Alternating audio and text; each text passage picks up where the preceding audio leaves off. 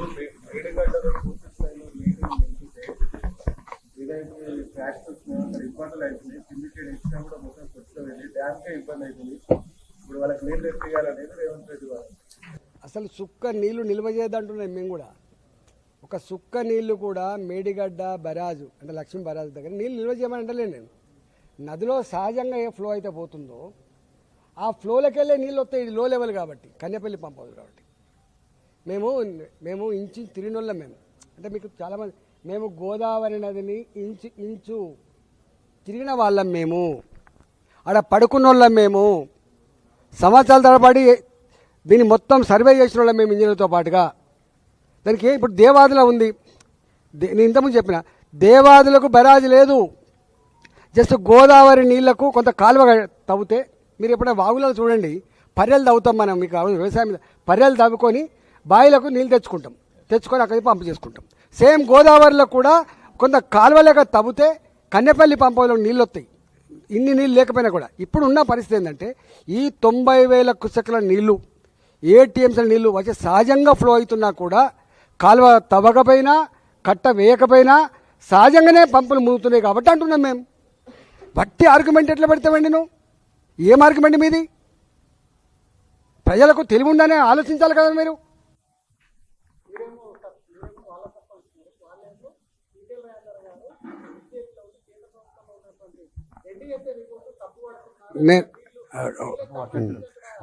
నేను ఎన్డీఏ ఒక్క నిమిషం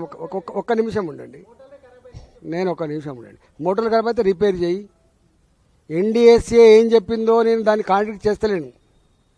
ఎన్డీఎస్ఏ ఏం చెప్పిందో నేను కాంట్రాక్ట్ చేస్తలేను. మా బీజేపీ ఫిలాసఫీ నేను ఫస్ట్ సెంటెన్స్లో చెప్పిన, మీకు అర్థం కావాలి. అందుకే మీరు తప్పుడు వార్తలు వేసి మీ దేని దానికోసం అర్థం కాకండి. భారతీయ జనతా పార్టీ మొట్టమొదటి ఫిలాసఫీ దేశం ఫస్ట్, నెక్స్ట్ పార్టీ, తర్వాత వ్యక్తి. నేను తెలంగాణ మట్టి బిడ్డను కాబట్టి ఫస్ట్ నాకు తెలంగాణ, తర్వాత నా పార్టీ, తర్వాత నేను. దీనికి ఏమైనా అనుమానం ఉంటే చెప్పు.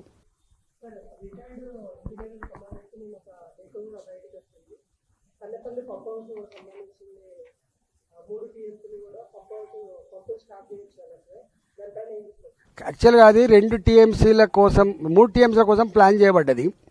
మోటార్లు మాత్రం 2 టీఎంసీల కోసం పెట్టిండ్రు. సివిల్ కన్స్ట్రక్షన్ 3 టీఎంసీల కోసం పెట్టిండ్రు.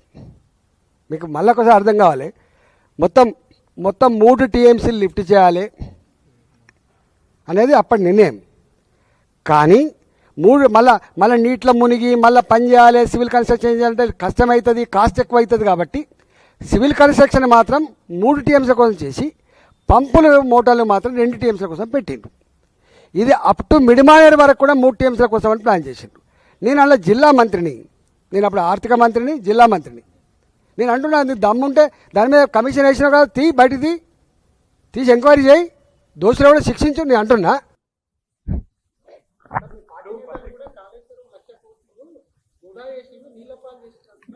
నేను దాని గురించి నేను 1,00,000 కోట్లు వృధా చేసిన గురించి నేను ఒకటే చెప్తున్నా. దాంట్లో ఎంత కరప్షన్ ఏందో లెక్కతి, ఎవడో బాధ్యత లెక్కతి, అరెస్ట్ చేయి, పనిష్మెంట్ ఇవ్వు. నేను దాని గురించి మాట్లాడుతాను కదా. ఇప్పుడు ఉన్నది కదా, నీకు ఇష్టం ఉన్నా లేకపోయినా, అరే ఒకటి నీకు అర్థమైతే లేదు. నువ్వు చాలా సంకుచితంగా ఆలోచించి మాట్లాడుతున్నావు. నేను అంటున్నా 1,00,000 కోట్లు ఖర్చు పెట్టి చేసినా అంటున్నాను. ఇప్పుడు నీకు మొత్తం కాళేశ్వరం ప్రాజెక్ట్ అంటే 2 ఒక లక్ష్మీ బరాజ్ కాదు కదా.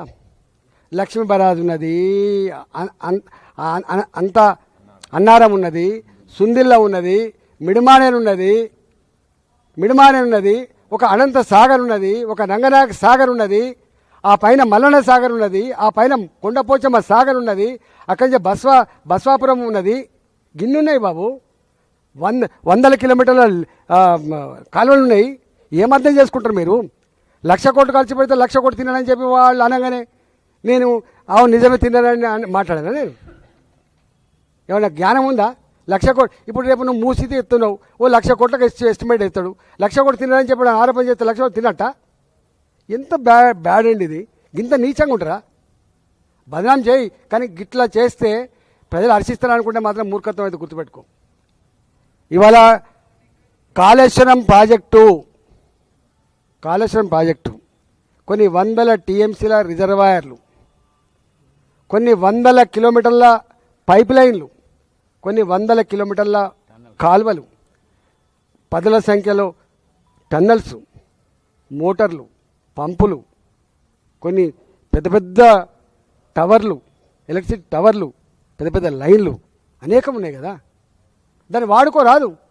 నువ్వు బదనాం చేసి చేతి కానీ వాడుకోరాదు.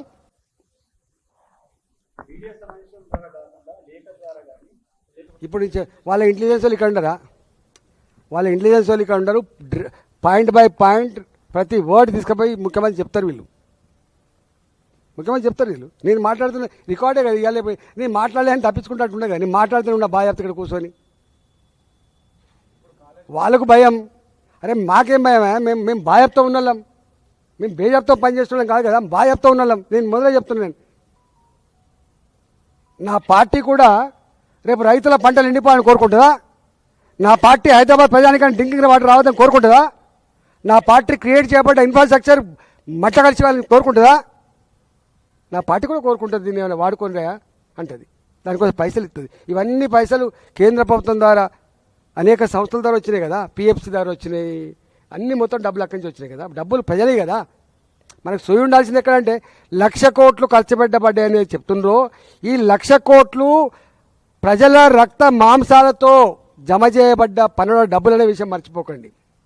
కేంద్రం పైసలు ఖర్చు పెట్టినా, రాష్ట్ర ప్రభుత్వాలు పైసలు ఖర్చు పెట్టినా ప్రజల పైసలు ఇవి. గా సోయి ఉండాలి. ప్రభుత్వాలకు బాధ్యత ఉంటుంది. నువ్వేంటిది? నువ్వు ప్రభుత్వం అంటే ప్రజల పైసలకు, ప్రజల ఆస్తులకు కాపాడదాను అనే విషయం మనం ఎట్లా మర్చిపోతాను?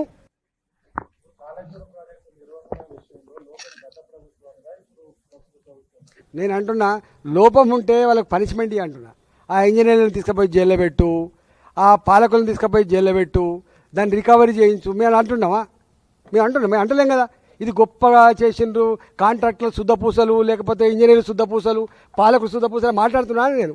నేను మాట్లాడుతున్నది, నేనేం మాట్లాడదు కానీ నీళ్లు పోతున్నాయి ఆ కళ్ళ ముందు, దుఃఖం వస్తుంది.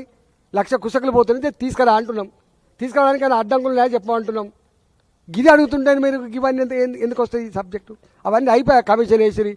కమిషన్ రిపోర్ట్ తీసుకుపోయి ఆడ పడేసే, ఏదో ఈడీకి ఇచ్చిరి, ఎవరికో ఇచ్చిరి.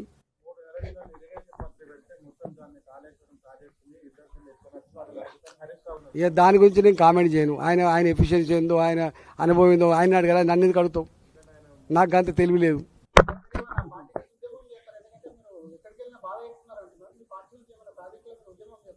అన్ని ప్రజా సమస్యల మీద నిత్యం ప్రజలలో ఉంటూ నేను కొట్లాడటం కూడా నేనే. గుర్తుపెట్టుకో. ఎక్కడ ప్రజలను ఇబ్బంది పెట్టినా, ప్రజల కళ్ళలో నీళ్ళు వచ్చినా అక్కడ ఈటలో ఉంటాడు కదా. నీకు తెలియదా? అవగాహన ఉండాలి కదా. నువ్వు ఏ ఛానల్ కోసం పనిచేస్తున్నావో, దేనికోసం పనిచేస్తావో పక్క పెట్టి. కానీ మన మిత్రులం కదా, ఫస్ట్ ఆలోచన. రాజేంద్రన్న ఏం కొట్లాడతాడు? రాజేంద్రన్న AK-47 తీసుకొచ్చి కంతకు పెట్టినా అరే గిదేరా అని చెప్పేటోడు ఈటలా. గుర్తుపెట్టుకో. నీకు ఐడియా ఉండాలి. నీకు ఎంతమంది ముఖ్యమంత్రితో కొట్లాడినా నేను, గది నా నైజం. గుర్తుపెట్టుకో. రాజీ పడే ఈటల ధర్మం కోసం, న్యాయం కోసం, ప్రజల కోసం నిత్యం ఆరాటపడే బిడ్డ, దానికోసం దేంతగా తెగించే బిడ్డ ఈటల. గుర్తుపెట్టుకో.